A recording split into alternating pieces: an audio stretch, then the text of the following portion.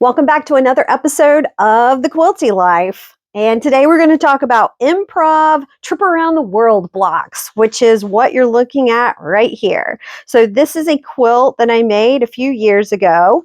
And just so you can see where an individual block is, let's look at this one right here, right? So this is an individual block, and you can see there's 5, 4, 4, 3, 2, 1. But in each block, I used 5 different fabrics, and they end up being arranged in these rows like this. So there's 5 squares of each fabric in each block. They're just arranged differently. This is a different trip around the world quilt that I made. It's all quilted, but not quite bound yet. So in this one, this is a block. And you have the same thing going on. You have, in this case, I did 3 fabrics, all right? So there's the blue, and then there's the yellow, and then there's red. So I only did 3 fabrics in this one instead of 5 like I did in this, but the process is exactly the same. And in both of these, I did the cutting improvisationally. So that's how you end up with some that are skinny, some that are wider. But the cool thing is no matter what you do, you still end up with nice, cool points, right? Which is kind of fun, which doesn't always happen when you're doing improv work. But then when you put the blocks together, so this is one block to the next, obviously then they're not the same. So it's a good mix of looks a little wonky and looks nice and pointy. So it's a fun little block, and I'm going to show you how to make it. Okay, so I've picked out my 5 fabrics. I'm going to do a 5 fabric version. So this is what I have decided on. And I am going to cut a square of each of them approximately the same size. Okay, so I've cut 5 squares of fabric that are all approximately 10 inches by 10 inches. This one's a little shorter, one of them's a little bigger. Now, if you've cut 5, this will actually make 5 separate blocks, because for each block, you only need 1 strip of each color, right? But usually what I do is I start with all of these and then I mix them up in different ways. So that's usually how I work, but again, you don't have to do it that way. So what I'm going to do is I'm going to pile these up, and I'm aligning them sort of along this side so I can see where the edge is. That's what I'm shooting for here. And once I've done that, I'm going to just cut a straight edge. And I do use a ruler for this because I've found that if you get wavy lines in this, it makes it a lot harder to put together. So I'm using my big boy rotary cutter for this, since I'm going through 5 layers of fabric. So I've got this. Now I can decide at this point, do I want all the strips to be exactly the same width? And in this case, I am going to just go ahead and do that. But you could take this out and do each of them a different width if you wanted to as well. So I'm going to cut each of these as being, let's say, 2 1/4. That's what I'm going for with this one. So let's put these things aside. All right, so now we've got 5 strips of fabric. And I want to sort of arrange them the way I want them to look. And I think I like this like this. The one thing to keep in mind is when you sew this together, whatever's on this side is going to end up touching whatever's on this side. So if you're doing the same fabrics, only 3 fabrics or something, and you don't want to have a blue next to a blue, let's same two, make sure these outside ones are different. So if you watched other episodes, you know that I am usually a person who presses things to the dark side. However, when you're doing trip around the world blocks, I recommend that you press your seams open, because that's going to reduce bulk that can happen at the corners. So here's how I press seams open. So let's go with this one. So what I always do is I come in here with my fingers and I press like that. And sometimes I will also go in here and roll with my little clover seam roller. This one's purple. They're usually blue. This was some sort of special release. Then I use these things called strip sticks. There's a bunch of different lengths. I have a super long one too. This one is the appropriate one for this one. You always pick the one that, is a little longer than what you want. So the way you use this is it's a padded stick, basically, is all it is. There's a little bit of batting and then there's some muslin on top of it. So you just put your seam right along the top there. And then when you come in with your iron, you just come across like this and you press that seam just like that. So the cool thing about the reason this is nice is because if you've ever done this flat and then you go to the next seam, like this, and you come in here, you might accidentally roll that other seam back up. So when you're using the strip stick, you don't have that problem because this seam is lower and this one is raised up. So the only seam you're going to get is the one that's slightly higher. So it's a super cool invention. I definitely recommend it. I'll put a link to it in the video description. So I've now sewn my 5 strips together and I've pressed all my seam allowances open. After I press them, I then press to the top of it. And then I set my big square tailor's clapper on top of it and let it sit there for 30 seconds. Make sure it's nice and flat because that really helps with the next step. The next step is to sew this together to make a tube. All right, so this is what I did.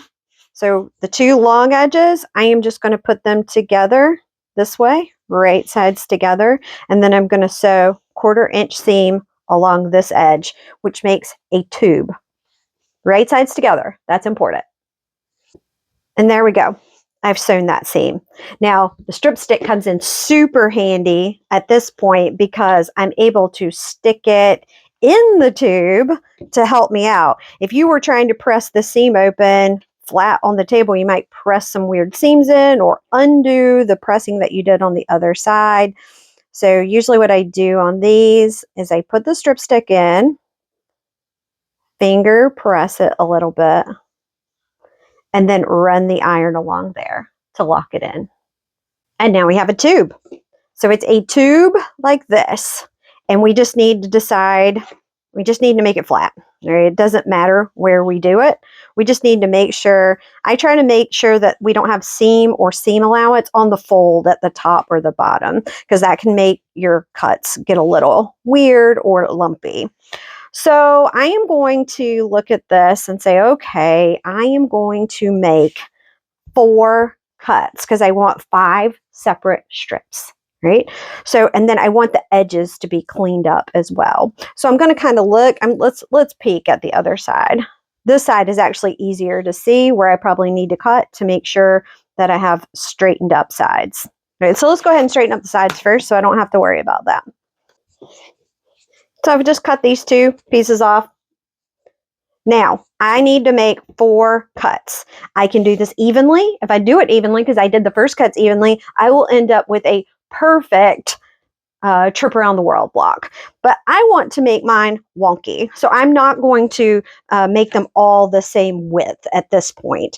The one thing to keep in mind is when you sew, you're going to lose 1/4 inch off each side, right? So you don't want to make any of these strips 1/2 inch because there'll be nothing left. And then remember that even if I cut it at 1 1/4 right here, I'm only going to have 3/4 inch left, which maybe that's fine and you're cool with it. But just keep that in mind when you're cutting so you don't make any of them too skinny for your taste. And they don't have to be straight. I am going to cut all of mine relatively straight because there'll be less wonk for us to work with while I'm showing you this demo. But you can play around with this and do all kinds of fun things.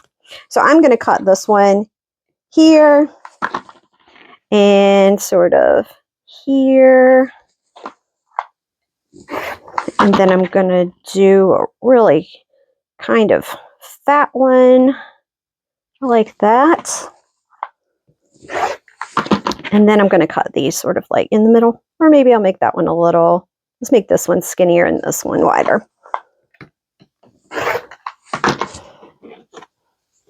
All right, so we've done our slicing and dicing. Keep them in order. So what we need to do at this point is to turn these 5 tubes into 5 strips that we can sew together. But how do we do that? So there's multiple ways you can do it. You could just come in here with some scissors and cut it if that's what you wanted to do. But the real way you're supposed to do a trip around the world block is to come in here and pick the seams out. So I am going to do it on between these two right here. And usually what I do is I just break, and they're pressed open, so it makes it pretty easy. And then I just start pulling, and they'll come apart pretty easily. And there's other little tools that you can use. I'm going to show you one. I don't know what these things are actually supposed to be sold for. It's probably some kind of bathroom tool or something. But it's just got a little razor blade on the side. They're sort of like sawtooth. I don't know how well you can see it. But it works really well for these because you can just come in here and sort of saw your way through. And I've never had a problem with it cutting the fabric. So it works really nicely for these if you're doing a whole bunch of them, which you will be if you're making a trip around the world block. All right, so I want to make sure that I keep these in the right order. So when I'm doing these, I make sure I turn them the correct direction. All right, last time I unsewed between the orange and the blue, which was here, right? This time I'm going to go one down, and I'm going to unsew between here and here. So again, I want to keep them in the same order. So here, this is above this. This is above this. And you can see this one was at the top, and now it's at the bottom. Right? So now this one we did between this and this, which was between these two. So we move down one more, and we unpick that. And that one's done. So this has now moved to the bottom. And we have the dark orange above the pink, dark orange above the pink. So I just check it at every stage to make sure I don't, because it's quite easy to get things turned around the wrong way. So just keep checking it. All right, last time we did between dark orange and this, which is this one. So I rotate down one. And you can see what I've done here when I'm working on this. I just keep it organized so I don't lose track of which seam I'm supposed to break open next. And then on to the last one. And now I have 5 rows. Double check it. We should have 5 of the same right across here, and then 4 and 1, 4 and 1, and 3 and 2. So if you've done this correctly, this is what it's going to end up looking like. I'm going to go to my ironing board at this point. I will pick all of these out, and then I will make these seams all flat so they're not folded under. I've now cleaned everything up. It's nice and flat. And now I'm going to sew all of these together. You don't have to try to make the seams line up, but they will because of the way we cut it. So if you want to try to make them perfect, you can, but if you don't, you can kind of offset them if you don't want to try to get perfectly perfect points. It's totally up to you. So I've sewn the first 2 rows together, and I'm going to press the seam allowances open again. So usually what I do for that when I'm piecing things that were already pieced to each other is I will turn it over this way and finger press it that way just to get it nice and open. Then I come back in here with my fingers and I sort of pry it open like this and just give it a little finger press so it doesn't get weird. And then I put it on my strip stick, and then I come in here with my iron and I actually press it. So I'm going to do that for all the seams. And there we go. They're all sewn together now. I want to definitely make sure that these blues across here are touching and that there's not a gap, but I didn't worry if they matched up perfectly. I wanted to just make sure they were touching. So that was what I shot for there. So you can come up with whatever method you want. If you don't want them exactly the same, you could also have them totally off if you wanted to. Now you could come in here and now trim this down. This is obviously not square. So if you wanted it to be square, you could cut some of these off and then it would be more square. For this series that we're working on, I don't know what I'm going to do with all of these yet. I'm probably just going to leave it like this. If anything, I would cut this edge off over here just to make it nice and even like that, but then everything else, I would just leave it like that. So this is how you make a trip around the world block, sort of wonky and sort of in an improv kind of style. You can do this many, many different ways. You can make them bigger, smaller. Smaller is harder because when you get tiny tubes, it's really hard to get in there and press all your seam allowances properly. So I don't recommend going super small unless you're up for a challenge. Bigger makes, it goes really, it's a lot faster. So people who don't understand what you've done here will sometimes look at this and think that you've cut all of these little rectangles individually and then sewn them one to one like this. So it's a speedy trick to use the tubes and you get a cool look for not a ton of effort. So I hope they'll give this a try and that you have learned a little something today. So come back next time for the next episode of The Quilty Life with me, Jenn George Burt.